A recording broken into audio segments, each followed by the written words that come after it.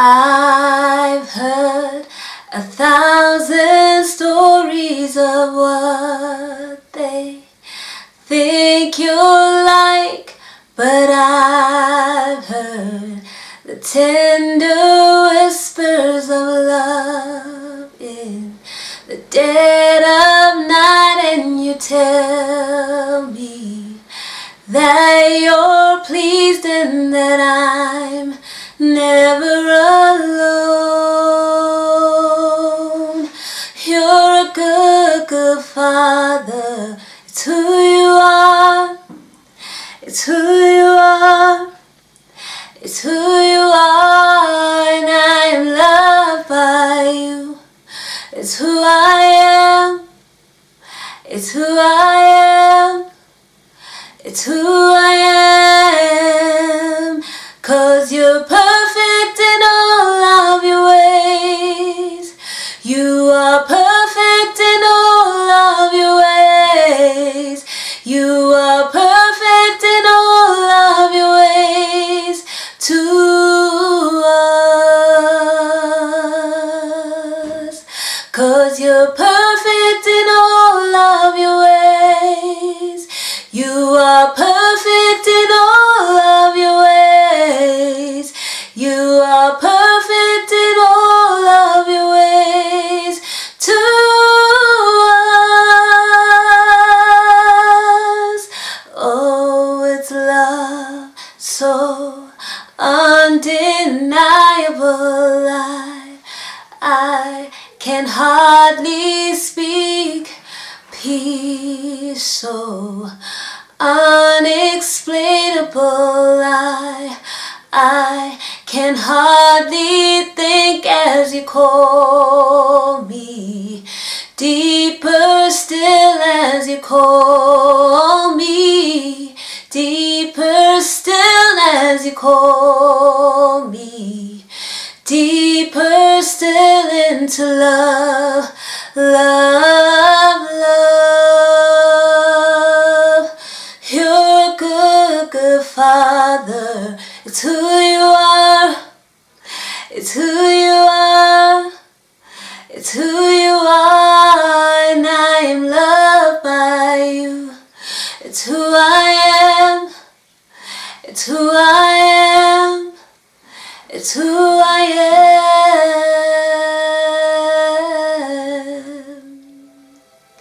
Hi friends, welcome back to my channel.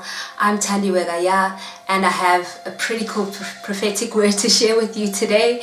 Before I share the word, just my quick disclaimer. Please remember that not every prophetic word is meant for you. So if God has spoken something else to you, please go with that. And if you believe that this word is for you, please take it to Him in prayer. Spend some time with Him, have a chat. Let Him tell you what He says about it with regards to your own life. Now, straight into the word. So I had a dream on the 18th of December. Yes. Forgot what month I was in for a second there. That's how crazy life is right now.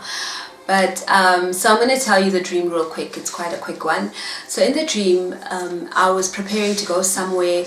There was a bunch of us. It's a specific group of people that I know. It's people that I've recently become friends with. They have been absolutely amazing in my life. Just amazing. I mean, they know everything about me. I've been able to confess stuff to them, and they've done the same with me. So this is a specific group of people that I was with, and we were packed up. We're in the car ready to go, like everything was ready to go, but I couldn't leave just yet.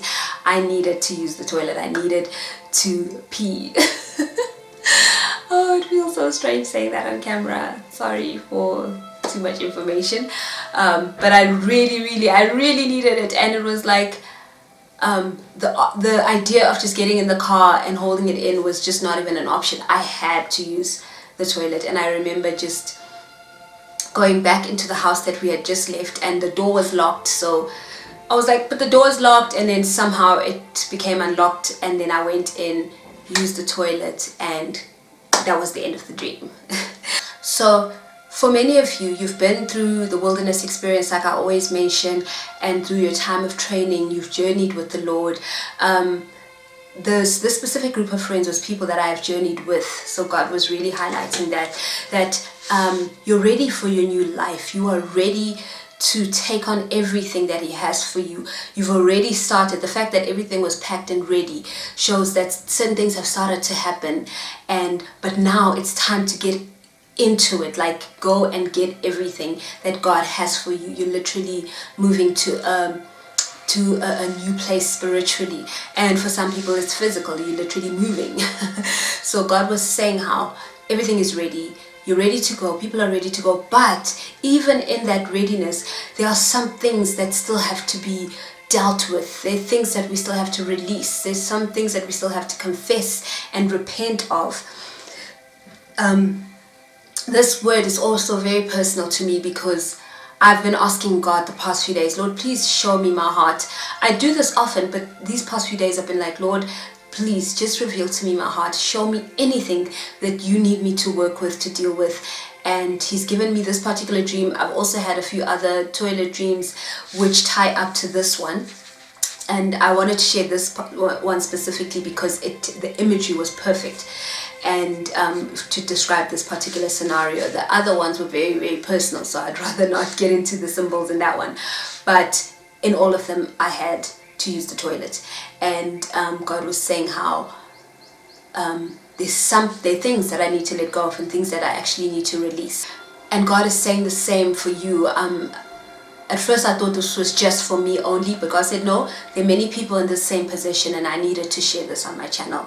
So I'm sharing this, and if you know that this is for you, let the Lord show you what it is that you need to let go of, that you need to release, and in order for you to move forward into all that He has for you. And if it's not for you, that's okay too. God showed me how these are long-standing issues. You've been holding on to them for a long time. It's things from your past. For some of you, it's related to family relationships. For some of you, it may be old jobs, people that did you wrong in previous jobs or in your current job, but you've been there for a long time and they've been doing you wrong for a long time. It could still actually be happening, but God is saying you've got to release that. You've got to complete the cycle of forgiveness. In forgiveness, there's a release. You let the person go. You don't hold on to the offense. You let that offense go. And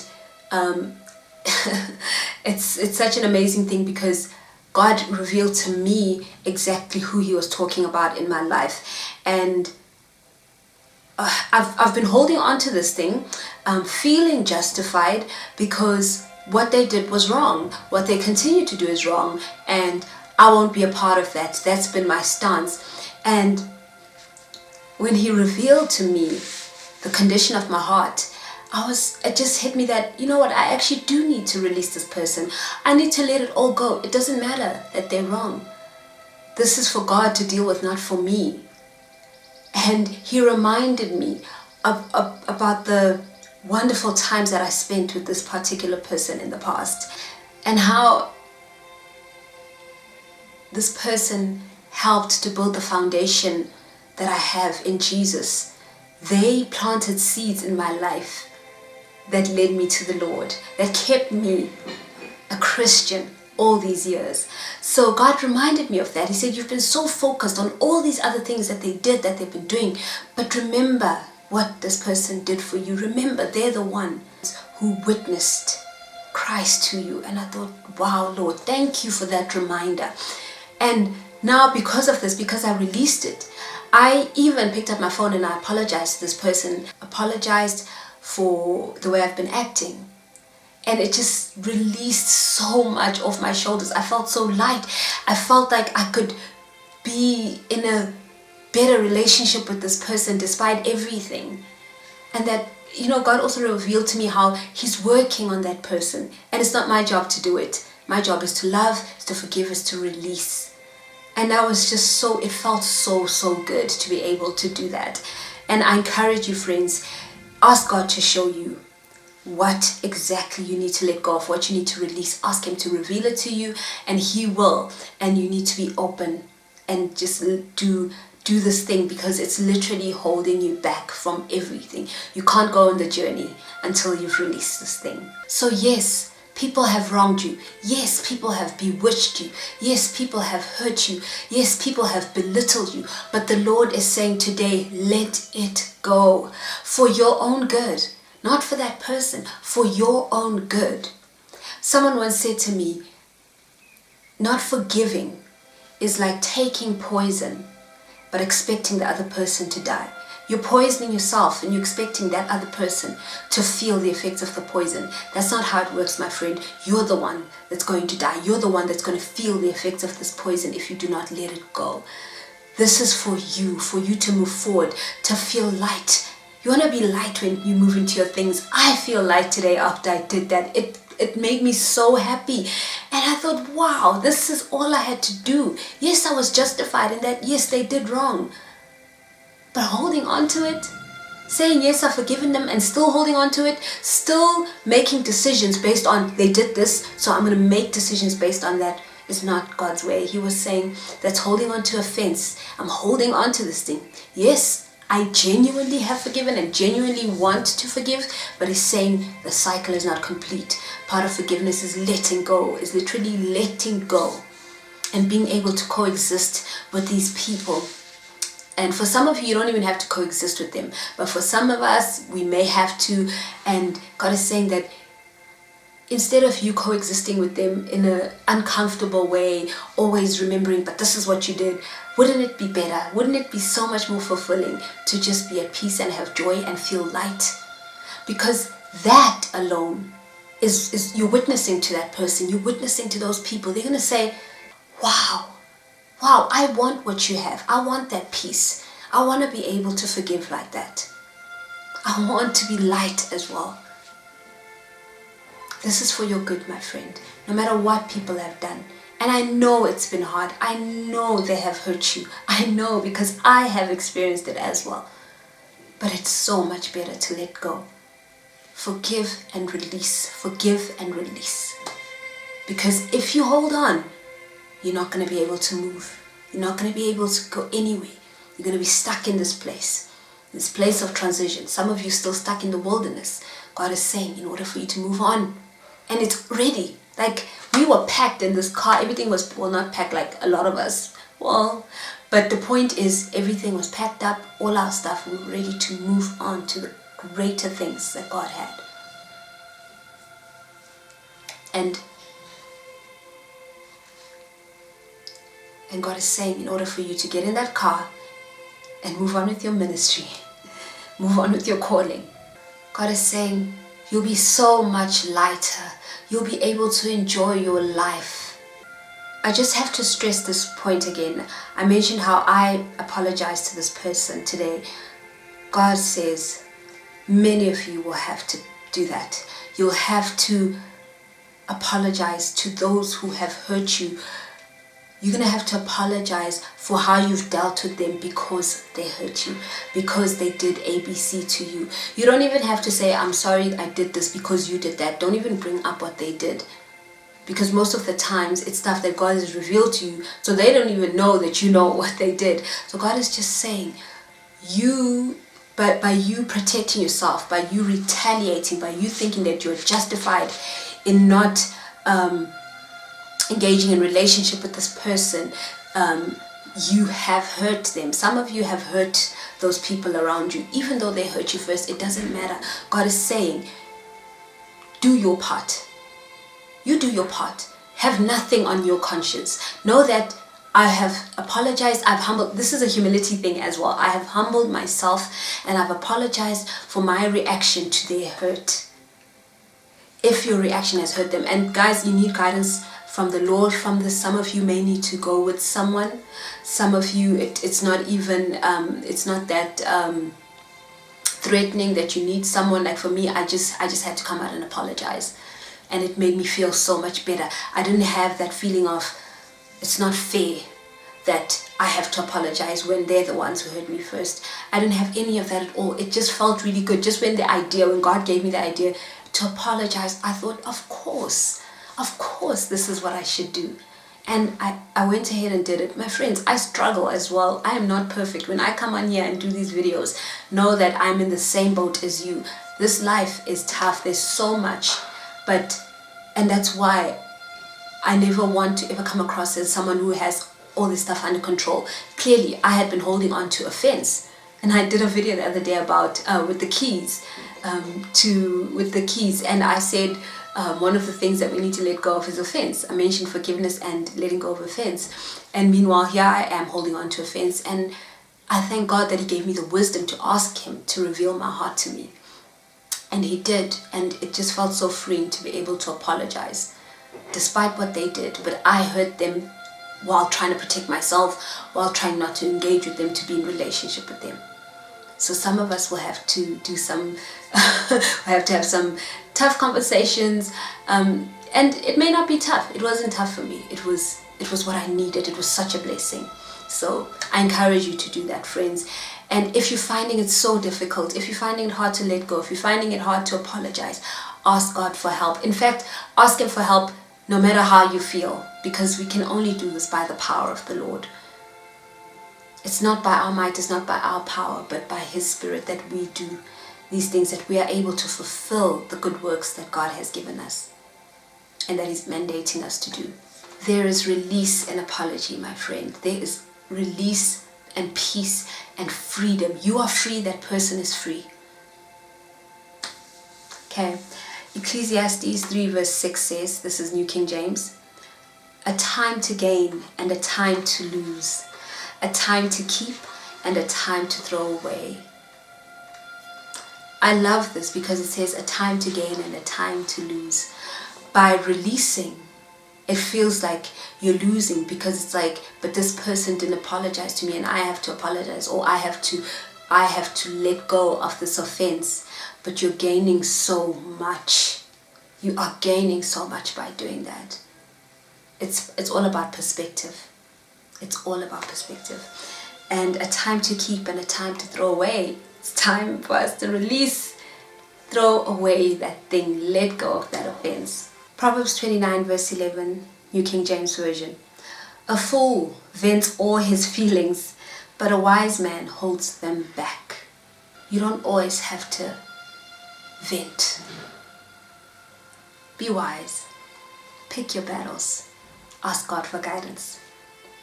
Psalm 94 verse 19 NIV. When anxiety was great within me, your consolation brought me joy. Some of you may be feeling anxious about this, but God's consolation will bring you joy. He's saying, do this thing, my child, and you will have peace. He's consoling you, and it will bring you joy. Trust me, I just experienced this today. I feel so good. There's so much joy, and I'm so light, and I'm like, thank you, Jesus. I held on to this thing for so long, feeling justified all these years. And now I'm like, wow, of course I have to let this go. It makes so much sense. Hebrews 12 verse 1, the Passion Translation. As for us, we have all of these great witnesses who encircle us like clouds. So we must let go of every wound that has pierced us and the sin we so easily fall into. Then we will be able to run life's marathon race with passion and determination, for the path has been already marked out before us. The path is marked out. Run your race with every passion and determination. Let go of the wounds and don't fall into the same sin of unforgiveness, of holding on to offense. If Christ could forgive us,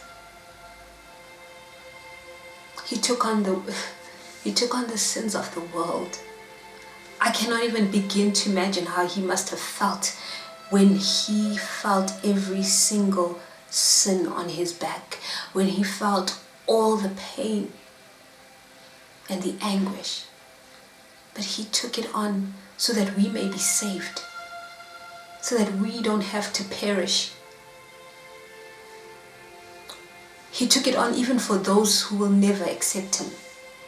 If he can forgive us for all these atrocious sins, surely we can forgive our family members, we can forgive our friends, we can forgive our colleagues, our bosses, our ex-bosses, our ex-colleagues. We can forgive anyone. We can release them. Everyone is on a journey. I encourage you today to remember what Jesus went through on the cross, why he did what he did, and why the word is so clear to say that if you don't forgive, then I will not forgive you. There's a reason why the Lord says that. Because he forgave us. He went through all that pain and suffering in order for us to be set free. If we can't let people go, if we can't release people, then we're choosing bondage. So friends, I encourage you today, take some time with the Lord, spend some time with him, ask him to show you your heart. Even if you just speak to him throughout your day and just say, Lord, show me my heart. He will do it for you. He did it for me in a matter of, I think, 2 days. He will show it to you. Friends, that's the word I have for you today. I hope it's been encouraging. Remember that you serve a good, wonderful, loving Father, and you are so special to him.